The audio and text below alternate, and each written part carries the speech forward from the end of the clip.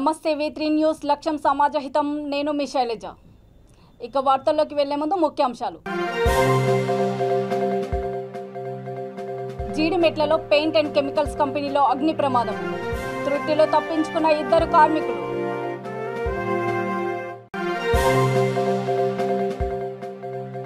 భార్యను చంపి రైలు కింద పడి మృతి చెందిన అస్సాం యువకుడు ఆ విషయాన్ని ముందే డైరీలో రాసుకొని ఘాతుకం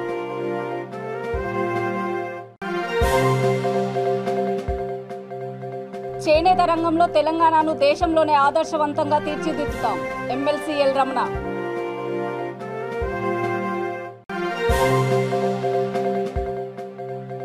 40 మంది విద్యార్థులకు ఒకే ఉపాధ్యాయురాలు నాగర్ కర్నూలు జిల్లా సారబండ తండాలోని పాఠశాల దుస్థితి ఇక డీటెయిల్స్ లోకి వెళ్తే 5 తరగతులు 40 మంది విద్యార్థులు ఒకే ఒక ఉపాధ్యాయురాలు ఇది నాగర్ కర్నూలు జిల్లా చారకొండ మండలంలోని సారబండ తండాలోని ప్రాథమిక పాఠశాల దుస్థితి అన్ని తరగతుల విద్యార్థులకు హెచ్ఎం మీనాక్షి బోధిస్తున్నారు గతేడాది 2 ఉపాధ్యాయులను నియమించగా వారిలో ఒకరు సెలవుపై వెళ్లారు దీంతో మీనాక్షి ఒక్కరే 40 మందికి పాఠాలు చెబుతున్నారు వ్యక్తిగత పనులపై సెలవు పెట్టిన సమావేశాలకు వెళ్లిన ఆ రోజు పాఠశాల మూతపడే పరిస్థితి నెలకొంది అధికారులు స్పందించి టీచర్లను నియమించాలని సర్పంచ్ రాజ్ నాయక్ ఎంపీటీసీ సభ్యురాలు లలిత తల్లిదండ్రులు కోరుతున్నారు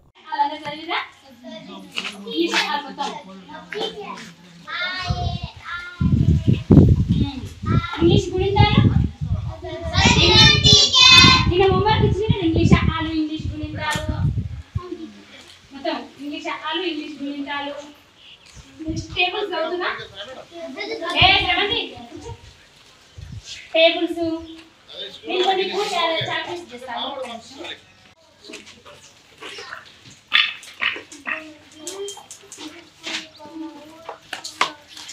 అనిపిస్తుందా ఫోర్త్ ఫిఫ్త్ రాసుకోండి సరేనా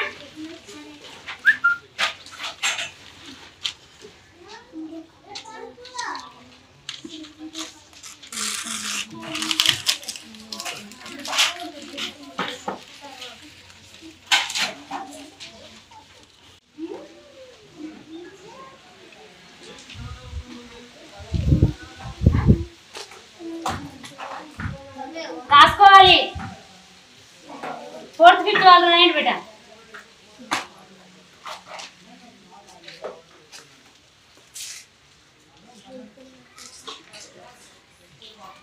సంగారెడ్డి జిల్లా పటాన్చెరు నియోజకవర్గంలోని రేషన్ డీలర్లకు 4G సాంకేతిక నైపుణ్యం గల ఈ పాస్ మిషన్లను సివిల్ సప్లై అధికారులు అందజేశారు నూతన సాంకేతిక విజ్ఞానంతో తయారు చేసిన వీటితో పనులు చాలా సులభంగా త్వరగా సేవలు అందించే విధంగా వీటిని రూపొందించారు కార్యక్రమంలో సివిల్ సప్లై డిప్యూటీ తహసీల్దార్ సురేష్ కుమార్ నాయకోటి రాజు శ్రీనివాస్ గుప్తా పాల్గొన్నారు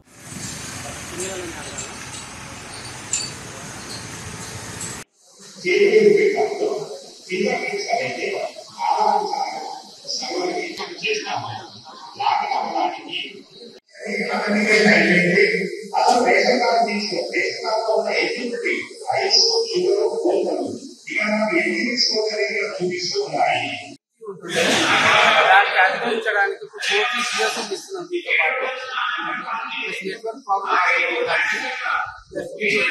సిగ్నల్ నెట్వర్క్ యాంటెనా ఇస్తున్నాం నెట్వర్క్ సిస్టమ్ ప్రాబ్లం ఉండదు సర్వర్ ప్రాబ్లం ఉండదు దీంట్లో keypad and number touch problem దీంతో పాటు ప్రాక్టికల్ స్కానర్ ఉంటుంది తంబు ప్రాబ్లం కూడా వస్తుంది ఇప్పుడు కెపాసిటీ స్కానర్ ఇది బ్రెయిన్ మీద రాని వాళ్ళకు కూడా ఈజీనెస్ గా రావడానికి ఇది ఆస్కారం దీని ద్వారా ఆ తంబు ప్రాబ్లం సొల్యూషన్ ఉంటుంది ప్లస్ నెట్వర్క్ ఇది ఫస్ట్ నుంచి అందుకోవాలి జూబ్లీ హిల్స్ వెంగళరావు నగర్ డివిజన్లోని 4 లబ్ధిదారులకు దళిత బంధు ద్వారా మంజూరైన 3 వాహనాలను మరొకరికి సెంట్రింగ్ సామాన్లను ఎమ్మెల్యే మాగంటి గోపీనాథ్ పంపిణీ చేశారు ఈ కార్యక్రమంలో కార్పొరేటర్ దేదీప్య విజయ్ అజయ్ కుమార్ టీఆర్ఎస్ కార్యకర్తలు పాల్గొన్నారు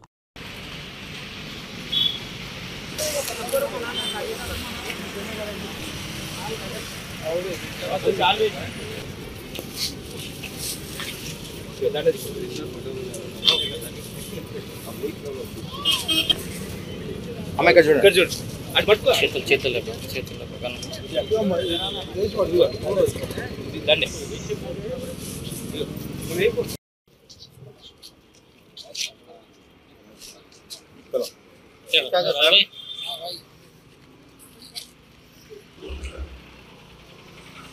फोन क्या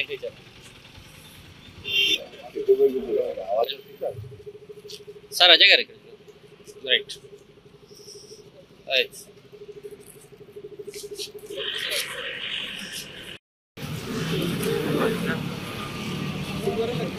భార్యను నీళ్ల బకెట్లో ముంచి హత్య చేసి ఆ తర్వాత నాంపల్లి రైల్వే స్టేషన్లో రైలు కింద పడి మృతి చెందిన ఘటన ఒకటి వెలుగులోకి వచ్చింది. అస్సాం రాష్ట్రానికి చెందిన మహానంద బిశ్వాస్, పంప సర్కార్ దంపతులు జీవనోపాధి కోసం నగరానికి వచ్చి ప్రేమనగర్లో నివాసం ఉంటూ జీవీకే మాల్లో సెక్యూరిటీ గార్డు డ్యూటీ చేస్తున్నాడు. రైల్వే పోలీసులు గమనించి మృతదేహాన్ని పోస్టుమార్టం తరలించే సమయంలో అతని వద్ద చిన్న డైరీ దొరికింది. అందులో భార్యను చంపి ఆత్మహత్యకు పాల్పడుతున్నట్లు రాసుకున్నాడు.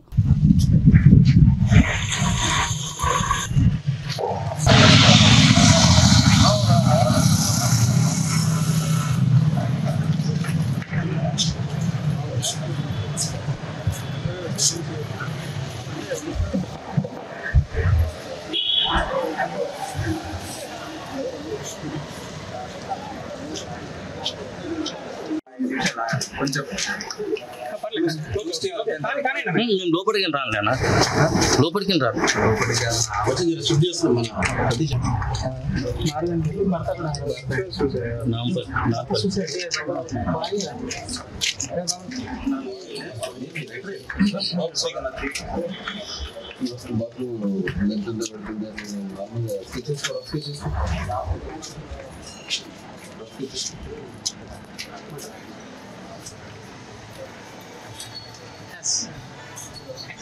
बॉडी बाथरूम होना नहीं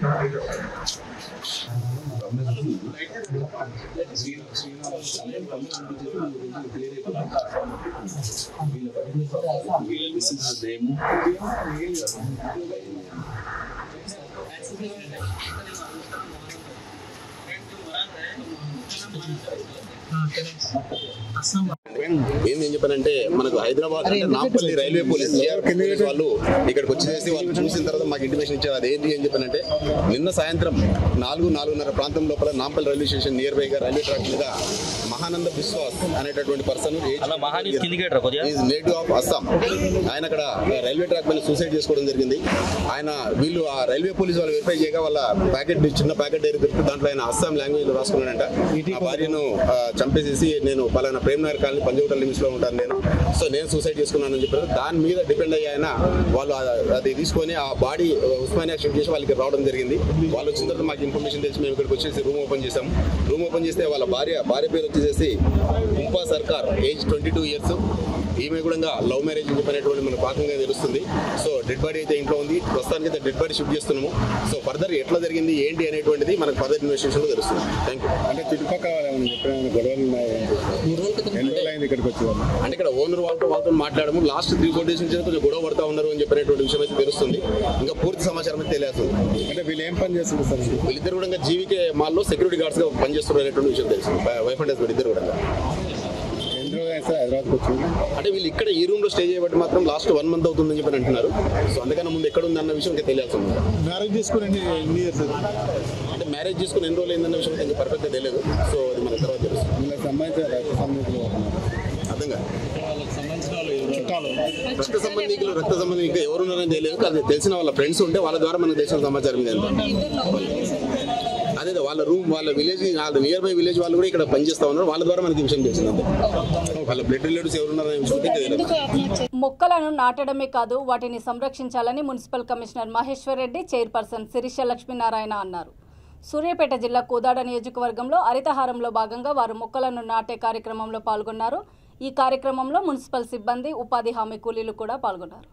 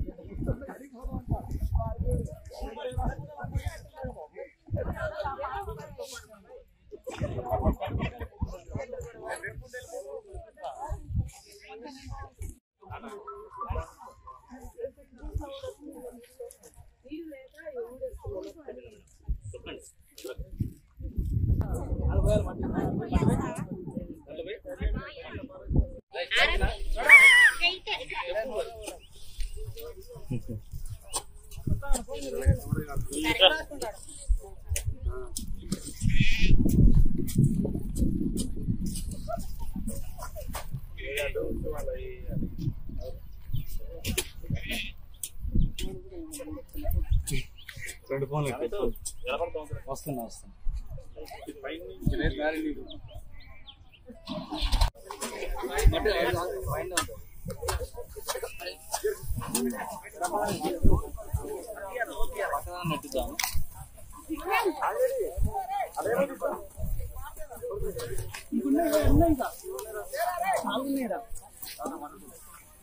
భవానీ అయిపోయినారా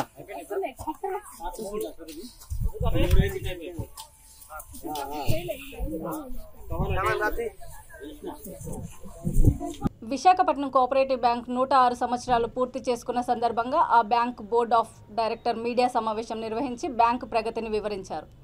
ఈ సందర్భంగా వారు మాట్లాడుతూ బ్యాంకు ప్రస్తుతం ఆంధ్రప్రదేశ్లో 46 బ్రాంచీలు, తెలంగాణలోని హైదరాబాద్లో 4 బ్రాంచీలు ఉన్నాయన్నారు. మొత్తం 50 బ్రాంచీలతో బహుళ రాష్ట్రాల సహకార అర్బన్ బ్యాంకుగా కార్యకలాపాలు నిర్వహిస్తుందని వారు తెలిపారు. మిత్రులందరికీ ఏమి చెప్తున్నారంటే డిపాజిటర్లు ఈ చట్టాన్ని సవరించామని చెప్పి ఆర్థిక మంత్రి గారు పార్లమెంట్ లో చెప్పారు. ఈ రకంగా ఎలా చేయగలరు అనేటువంటిది మనకి తెలియదు. అందుకని తీసుకున్నటువంటి ఈ నిర్ణయం వ్యవస్థకి సంబంధించి ఒక పెద్ద సవాలుని తీసుకొస్తా ఉన్నాయి. ఏదైనప్పటికీ ఇవాళ సహకార వ్యవస్థ డిపాజిటర్ల యొక్క రక్షణ కోసమే ఈ చట్టంలో మార్పు చేశారా? ఒక ప్రైవేట్ ఫైనాన్స్ కంపెనీకి ఆ బ్యాంక్ డిపాజిటర్లని రీస్ట్రక్చర్ చేయడం ద్వారా అంటే వారికి ఏ రకమైనటువంటి మార్పులు చేసి ఏ రకమైనటువంటి డిపాజిటర్లు వరుసగా 2 సంవత్సరాల పాటు కోవిడ్ కారణంగా అనేక ఆటంకాలు ఎదురైనప్పటికీ 2021-22 ఆర్థిక సంవత్సరాన్ని జయప్రదంగా పూర్తి చేసుకుని విశాఖపట్నం కోఆపరేటివ్ బ్యాంకు 106 సంవత్సరాలు పూర్తి చేసుకుని 107వ సంవత్సరంలోకి ప్రవేశించింది. 2 సంవత్సరాల పాటు బ్యాంకుల వారీగా సమావేశాలు జరపలేకపోయాం.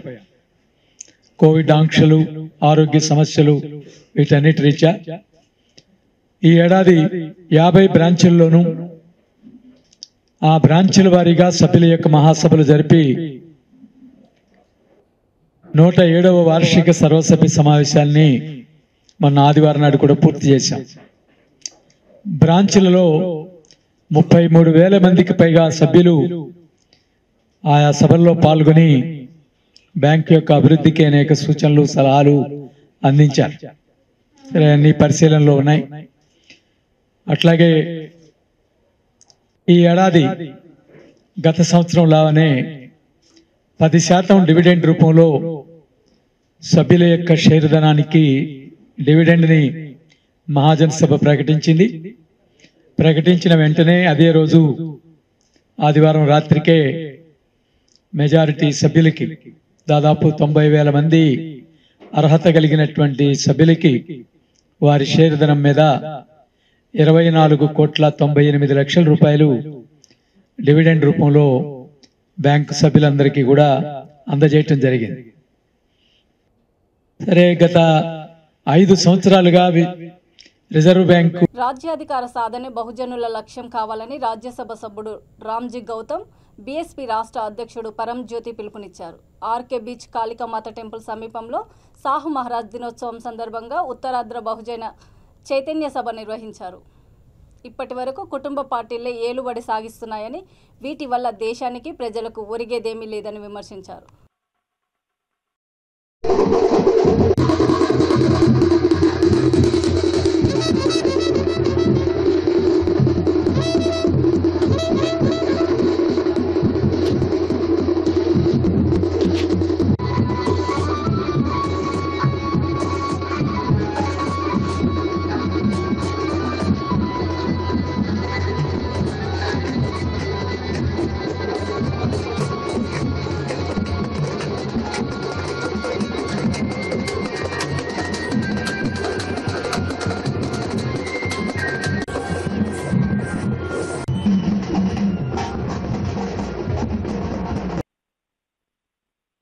గారి నాయకత్వంలో నడిచేటువంటి బహుజన సమాజ్ పార్టీ నాయకులు, రాజ్యసభ ఎంపీ రామ్జీ గౌతమ్ గారికి, రాష్ట్ర అధ్యక్షుడు గౌరవనీయులు బొత్స పరమేశ్వర్ గారికి వర్ధిల్లాలి బహుజన సమాజ్ పార్టీ, వర్ధిల్లాలి బహుజన సమాజ్ పార్టీ.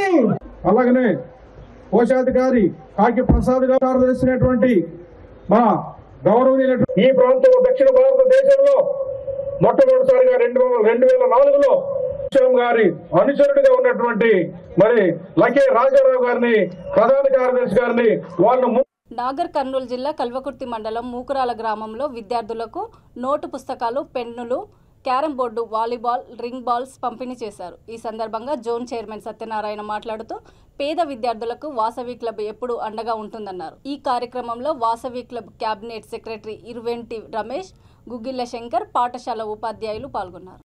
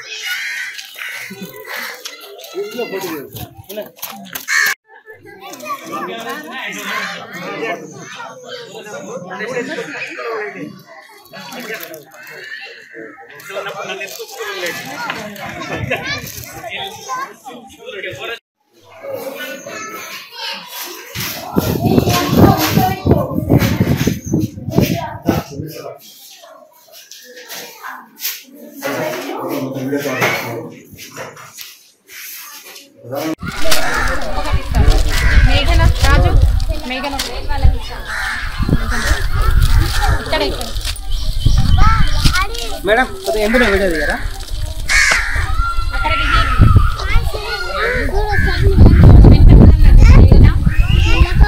చేనేత రంగంలో తెలంగాణ రాష్ట్రాన్ని దేశంలోనే ఆదర్శవంతంగా తీర్చిదిద్దుతామని ఎమ్మెల్సీ ఎల్ రమణ అన్నారు. రాష్ట్రంలో అమలవుతున్న వివిధ చేనేత పథకాల పనితీరు, క్షేత్రస్థాయిలో చేనేత సహకార సంఘాల చేనేత కళాకారులు ఎదుర్కొంటున్న ఇబ్బందులపై హైదరాబాద్లోని చేనేత భవన్లో హ్యాండ్లూమ్ కమిషనర్ జ్యోతి బుద్ధ ప్రకాష్తో ఆయన చర్చించారు. ఈ సమావేశంలో జాతీయ చేనేత దినోత్సవ రూపకర్త యార్రమాద వెంకన్న నేత, అవ్వారి భాస్కర్ తదితరులు పాల్గొన్నారు.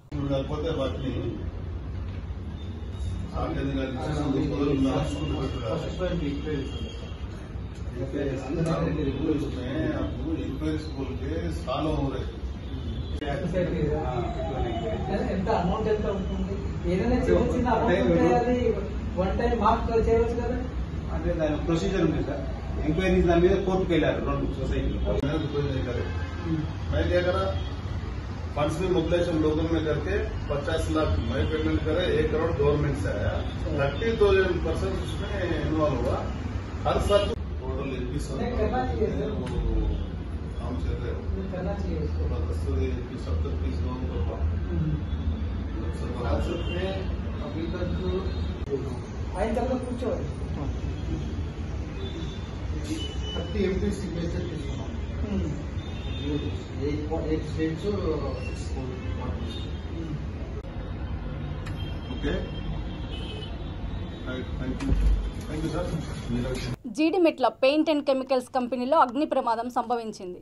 కెమికల్ ప్రాసెస్ చేస్తుండగా ఒక్కసారిగా మంటలు రావడంతో కంపెనీ తగలబడిపోయిన ఘటన చోటు చేసుకుంది.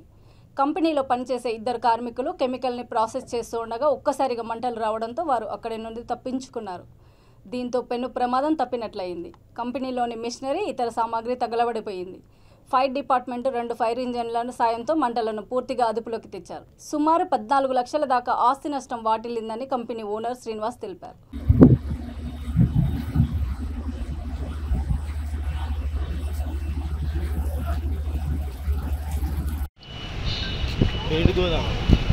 अरे इधर से मारना पानी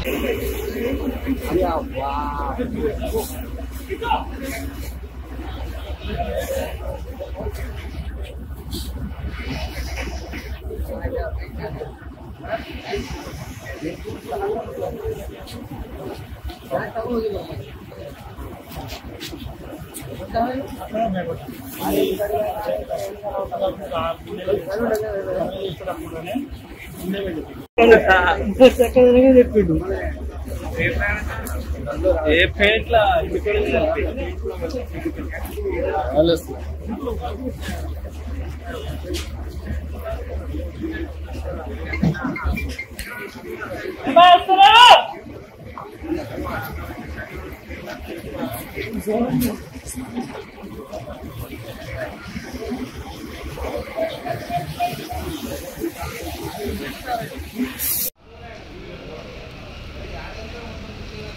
సింపుల్ అయితే పైప్ లైన్ అన్నీ ఉన్నారు కదా.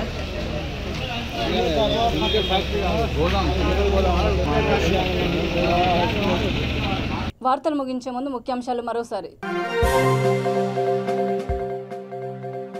జీడిమెట్లలో పెయింట్ అండ్ కెమికల్స్ కంపెనీలో అగ్ని ప్రమాదం. త్రుటిలో తప్పించుకున్న 2 కార్మికులు.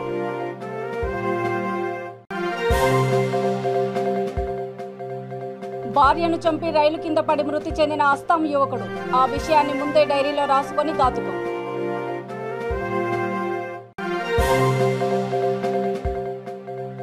చేనేత రంగంలో తెలంగాణను దేశంలోనే ఆదర్శవంతంగా తీర్చిదిద్దుతాం. MLC L Ramana.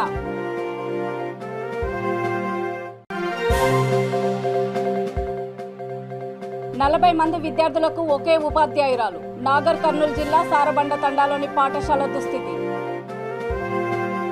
చూస్తూనే ఉండండి V3 న్యూస్, లక్ష్యం సమాజహితం.